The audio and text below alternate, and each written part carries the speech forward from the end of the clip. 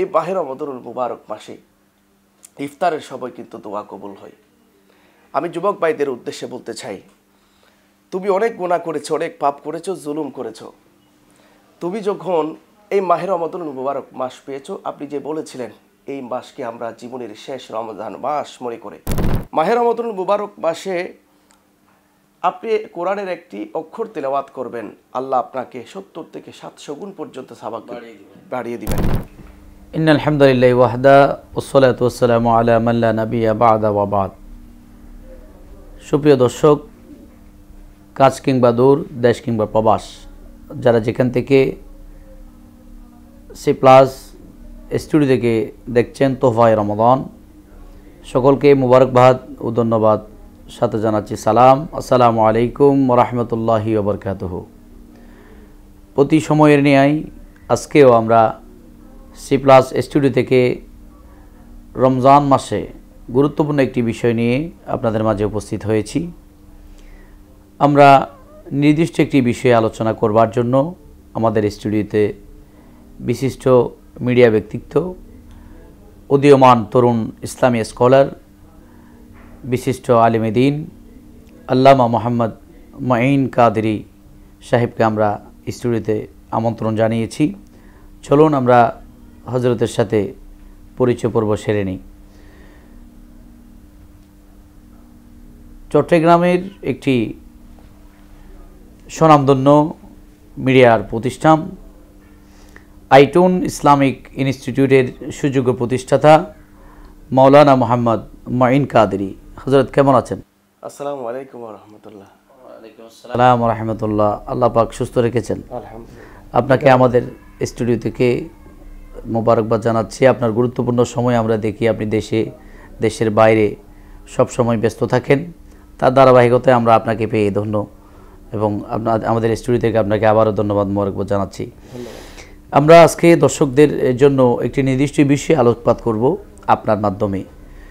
মাহে রমজান যখন আমাদের দরওয়াজায় আসে, মানুষ বুকভরা আশা নিয়ে থাকে, তারা নেক আমল দিয়ে এই রমজানকে বরণ করবে। অথচ যুবকরা, হাজার হাজার যুবকরা জানতে চায় এই রমজানের ফজিলত, তাৎপর্য কে কোন দিকে করবে। ধন্যবাদ বিজ্ঞ উপস্থাপক এবং ধন্যবাদ সি প্লাসের সকল দর্শকবৃন্দ। আশা করি সবাই ভালো আছেন এবং মাহে রমাদানুল মুবারকের সবাইকে শুভেচ্ছা জ্ঞাপন করছি। আপনি অত্যন্ত চমৎকার একটি বিষয় উপস্থাপন করেছেন। এই মাহে রমাদানুল মুবারক মাস হচ্ছে সিয়াম সাধনার মাস। এই মাহে রমাদানুল মুবারক মাস প্রতি বছর আসে আমাদের কাছে রহমত, মাগফিরাত এবং নাজাতের বার্তা নিয়ে। আল্লাহ রব্বুল আলামিন এই মাসে আল্লাহর 30 পারা কোরআনকে কিন্তু নাজিল করেছেন। সুবহানাল্লাহ। আল্লাহ রব্বুল আলামিন পবিত্র কোরআনে বলছেন, শাহরু রমাদানাল্লাযী উনজিলা ফীহিল কুরআন হুদাল লিন-নাস ওয়া বায়্যিনাতিম মিনাল হুদা ওয়াল ফুরকান। আল্লাহ বলছেন, রমজান মাস এমন একটি মাস যে মাসে আমি কোরআনকে নাজিল করেছি। কেন নাজিল করেছি? হুদাল লিন-নাস, মানুষের হিদায়াতের জন্য, বায়্যিনাতিম মিনাল হুদা ওয়াল ফুরকান, এবং সত্য মিথ্যার পার্থক্য করার জন্য। প্রথমে আমরা জানবো কেন কোরআনকে নাজিল করেছেন। তাহলে আল্লাহ বলে দিয়েছেন হুদাল লিন-নাস, অর্থাৎ মানুষের হেদায়াতের জন্য। মানুষ যেন হেদায়েত প্রাপ্ত হয়, মানুষ যেন হক হালাল চিনতে পারে, সঠিক কোনটা, বেঠিক কোনটা, সত্য কোনটা, মিথ্যা কোনটা, সঠিক পথ কোনটা, হালাল পথ কোনটা, হারাম পথ কোনটা, এগুলো যেন মানুষ চিনতে পারে, বুঝতে পারে, মানুষ যেন পথভ্রষ্ট না হয়, এই জন্য আল্লাহ কোরআনকে নাজিল করেছেন। এবং সত্য মিথ্যা পার্থক্যকারী হিসেবে আল্লাহ কোরআনকে নাজিল করেছেন। আল্লাহ হাবিব সাল্লাল্লাহু তাআলা আলাইহি ওয়াসাল্লাম বলছেন, যেহেতু মাহে রমাদানুল মুবারক মাসে কোরআনকে নাজিল করেছেন, সুতরাং এই মাসে কোরআন তেলাওয়াতের গুরুত্ব কিন্তু অনেক বেশি। অন্যান্য মাসে আপনি যদি কোরআনের একটি অক্ষর তেলাওয়াত করেন, আল্লাহ রব্বুল আলামিন 10টি নেকি দিবেন। কিন্তু মাহে রমাদানুল মুবারক মাস ছাড়া, মাহে রমাদানুল মুবারক মাসে আপনি কোরআনের একটি অক্ষর তেলাওয়াত করবেন, আল্লাহ আপনাকে 70 থেকে 700 গুণ পর্যন্ত সওয়াব বাড়িয়ে দিবেন, বৃদ্ধি করে দিবেন। অর্থাৎ আপনি কোরআনের একটি অক্ষর তেলাওয়াত করবেন, 700 কোরআনের অক্ষর তেলাওয়াত করার সওয়াব পাবেন। আপনি একটি নেক আমল করবেন, 700 নেক আমল করার সওয়াব পাবেন। এটা হচ্ছে পবিত্র কোরআন নাজিলের মাসের সদকাই, মাহে রমাদানুল মুবারক মাসের সদকাই আমরা যেন সহজে আল্লাহকে রাজি করতে পারি। আল্লাহ চাই না বান্দাকে জাহান্নামে দিতে, কারণ আল্লাহ বলছে লা তাকনাতু মির রাহমাতিল্লাহ। বান্দা তুমি গুনাহ করেছো, পাপ করেছো, জুলুম করেছো, তুমি নফসের সাথে জুলুম করার পর তুমি যখন বুঝতে পারবে তুমি অন্যায় করেছো, পাপ করেছো, জুলুম করেছো, তুমি অন্যায় করে ফেলেছো, সুদ খেয়েছো, ঘুষ খেয়েছো, তুমি বুঝে না বুঝে এত জুলুম করেছো, তারপরেও বান্দা তুমি আমি আল্লাহর রহমত থেকে নৈরাশ হয়ে না, আমি আল্লাহর রহমত থেকে ফিরে যেও না, লা তাকনাতু মির রাহমাতিল্লাহ। বান্দা তুমি মাহে রমাদানুল মুবারক মাস পেয়েছো, এই মাহে রমাদানুল মুবারক মাসে রহমত, মাগফিরাত এবং নাজাতের মাসে তুমি আমি আল্লাহর দিকে ছুটে আসো, আমি আল্লাহর কুদরতি কদমে সিজদায় পড়ে যাও। তুমি সিজদা দিতে দেরি লাগবে, সিজদা থেকে মাথা তুলতে দেরি লাগবে, তোমার দোয়া আমি আল্লাহ কবুল করতে দেরি লাগবে না। তুবু ইলাল্লাহি তাওবাতান নাসুহা, তুমি তওবা করো। তুমি যখন বুঝে আসবে তুমি অন্যায় করেছো, পাপ করেছো, জুলুম করেছো, তুমি আমি আল্লাহর কাছে তওবা করো। তওবাটা আল্লাহর কাছে এত বেশি প্রিয়, বান্দা চোখের পানি ছেড়ে দিতে দেরি লাগবে। হাদিস শরীফে এসেছে বান্দার চোখের পানির পাওয়ার অনেক বেশি। জাহান্নামের আগুনকে কোনো সাগরের পানি, পৃথিবীর সমস্ত সাগরের পানি দিলেও নিবাইতে পারবে না, একমাত্র মুমিনের চোখের পানি ছাড়া।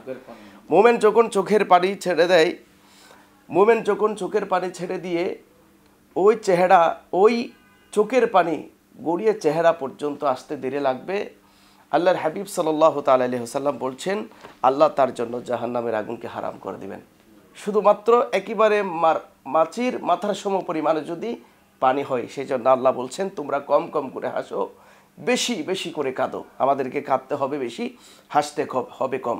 এই মাহে রমাদানুল মুবারকের যেই কথাটা আপনি উপস্থাপন করেছেন, যে গুরুত্ব এই মাহে রমাদানুল মুবারক মাসের এত বেশি গুরুত্ব, তাহলে আমি বলতে চেয়েছিলাম আমাদেরকে কাঁদতে হবে, আল্লাহর কাছে ক্ষমা চাইতে হবে। আল্লাহর নবী হযরতে সাইয়েদনা ইয়াকুব আলাইহিস সালাতু ওয়াস সালামের 12টি সন্তান ছিলেন, একজন ছিলেন হযরতে সাইয়েদনা ইউসুফ আলাইহিস সালাতু ওয়াস সালাম। আল্লাহর হাবিব সাল্লাল্লাহু তাআলা আলাইহি সাল্লাম বলছেন ইউসুফ আলাইহিস সালাতু ওয়াস সালামের সদকায় তার 11 ভাইকে আল্লাহ মাফ করে দিয়েছেন। তেমনিভাবে আমরা 12টি মাস গুনাহ করেছি, অন্যায় করেছি, পাপ করেছি, জুলুম করেছি, জেনে না জেনে যাই কিছু করেছি, আল্লাহ রাব্বুল আলামিন আমাদেরকে মাহে রমাদানুল মাস দিয়েছেন, সিয়াম সাধনার মাস দিয়েছেন, সাহারি তারাবি ইফতারের মাস দিয়েছেন। এই মাসের উসিলাই, এই মাসে যদি আমরা রোজা রাখি, সিয়াম সাধনা করি, তারাবি করি, ইফতারি করি, আল্লাহ রাব্বুল আলামিন এই মাসের সদকায় 11টি মাসের গুনাহ আল্লাহ আমাদের মাফ করে দিবেন। মাশাআল্লাহ, খুব চমৎকার বলেছেন। আমি দর্শকদের জন্য এখানে একটা বিষয় নির্দিষ্ট করে দিচ্ছি আপনার আলোচনা থেকে।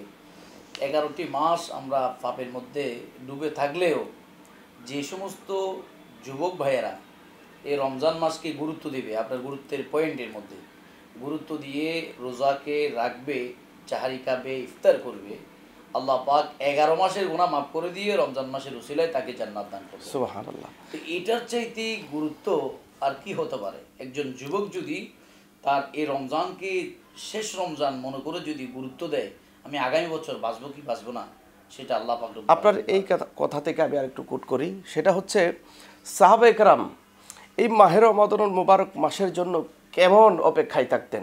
হাদিস শরীফে এসেছে এই মাহে রমাদানুল মুবারক মাস আসার 6 মাস আগ থেকে অপেক্ষায় থাকতেন, আল্লাহর দরবারে কান্নাকাটি করতেন, আল্লাহর দরবারে ফরিয়াদ করতেন, ওগো আল্লাহ আমাদেরকে রমজান পর্যন্ত পৌঁছিয়ে দেন, আমাদেরকে সুস্থতা রেখে আমাদেরকে হায়াত বৃদ্ধি করে রমজান পর্যন্ত পৌঁছিয়ে দেন।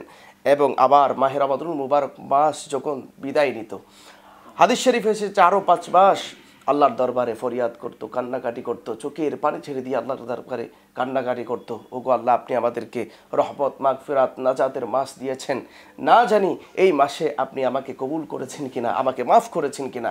তাহলে সাহাবায়ে কেরামদের এই আকুতি মিনতি দেখে, অপেক্ষা দেখে, এভাবে অপেক্ষা দেখে আমরা বুঝতে পারি এই মাহে রমাদানুল মুবারক মাস আমাদের কাছে কেমন গুরুত্বপূর্ণ। আমি আপনাকে আরেকটু শেয়ার করি। এই মাহে রমাদানুল মুবারক মাসে ইফতারের সময় কিন্তু দোয়া কবুল হয়। আমি যুবক ভাইদের উদ্দেশ্যে বলতে চাই, তুমি অনেক গুনাহ করেছো, অনেক পাপ করেছো, জুলুম করেছো, তুমি যখন এই মাহে রমাদানুল মুবারক মাস পেয়েছো, আপনি যে বলেছিলেন এই মাসকে আমরা জীবনের শেষ রমজান মাস মনে করে, শেষ রোজা মনে করে আমরা যখন ইফতারের সময় ইফতার নিয়ে বসে যাব, ইফতার মসজিদে আজানের অপেক্ষায় থাকবো, সাইলেনের অপেক্ষায় থাকবো, কখন ইফতারের সময় হয় এই অপেক্ষায় আমরা থাকবো। ওই অপেক্ষা পর্যন্ত আল্লাহর দরবারে আমরা ফরিয়াদ করতে থাকবো, দুরূদ শরীফ পড়ব, আমরা জিকির করব এবং আল্লাহর দরবারে ফরিয়াদ করব। কারণ আল্লাহর হাবিব সাল্লাল্লাহু আলাইহি ওয়াসাল্লাম বলছেন, সালাসাতু লা তুরদ্দু দাওয়াতুহুম, 3 ব্যক্তির দোয়া আল্লাহর দরবারে হতে কখনো ফেরত নাই। এখানে 1 নম্বর ব্যক্তি হচ্ছে আসসাইবু হাত্তা ইফতির, অর্থাৎ রোজাদার বান্দা যখন ইফতার সামনে নিয়ে বসে ওই মুহূর্তে দোয়া কিন্তু কবুল হয়ে যায়। ওই মুহূর্তে দোয়া কবুল, আপনি যা চাইবেন আল্লাহ তখন তাই দিবেন। আপনি গুনাহ করেছেন, আল্লাহ গুনাহ মাফ করে দিবেন। আপনি অভাবে আছেন, অভাব দূর করে দিবেন। আপনি সমস্যায় আছেন, ডিপ্রেশনে আছেন, টেনশনে আছেন, আল্লাহ দূর করে দিবেন। কারণ এই মুহূর্তের দোয়া আল্লাহর কাছে বেশি পছন্দ। বান্দা যখন ইফতার সামনে নিয়ে বসে যায়, হরেক রকমের খাবার, হরেক রকমের শরবত, হরেক রকমের রু আফসা এগুলা নিয়ে যখন বসে যায়, তখন ফেরেশতা আল্লাহকে আল্লাহ রাব্বুল আলামিন ফেরেশতাদেরকে প্রশ্ন করে, হে ফেরেশতা, আমার বান্দা হরেক রকমের খাবার নিয়ে বসে আছে, ইফতার নিয়ে বসে আছে, সারাদিন খায় না, এখনো খায় না কেন, কি ব্যাপার খায় না কেন? তখন ফেরেশতারা আল্লাহকে ডাক দিয়ে বলেন, আল্লাহ আপনার ভয়ে খায় না। বলে তারা কি চাই? বলে তারা রোজা রেখে আপনার সন্তুষ্টি চাই, আপনার রাজি চাই, তারা গুনার মাফ চাই। আল্লাহ রাব্বুল আলামিন তখন এত খুশি হয়, বান্দা আমার জন্য সারাদিন উপবাস থেকেছে, চাইলে সে ঘরের ভিতর ঢুকে খেয়ে ফেলতে পারতো, পৃথিবীর কেউ দেখতো না, কিন্তু আমি আল্লাহ একজন দেখবো বলে সে সারাদিন কিছু খাই নাই।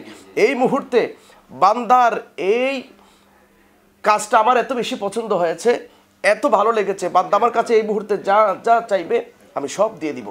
শুধু আমার কাছে চাইতে দেরি লাগবে, হাত তুলতে দেরি লাগবে, কবুল হতে দেরি লাগবে না, বান্দা আমার যাবে না। অন্তত আমরা প্রয়োজন মিটাই। সুপ্রিয় দর্শক, মার্কেটে যেতে হবে আমাদের কেনাকাটার জন্য, প্রয়োজন যেদিন আমরা ওই দিন প্রয়োজনটা সেরে আর যাতে আমরা রমজানটা অবহেলা না করি, কারণ এই রমজান আমার আপনার হায়াতে আবার আসবে, সেটার কোনো গ্যারান্টি নেই। কত মানুষ আমাদের গত বছর ছিল, এই বছর চলে গেছে। সুতরাং আজকের বিজ্ঞ আলোচকের আলোচনার মাধ্যমে আমি মাওলানা মোহাম্মদ সিদ্দিক আকবর মেহেরি আপনাদের সাথে যারা ছিলেন সকলকে ধন্যবাদ, মুবারকবাদ জানিয়ে আমরা আজকে এখানেই আলোচনা কাট করছি। আসসালামু আলাইকুম ওয়া রাহমাতুল্লাহি ওয়া বারাকাতুহু।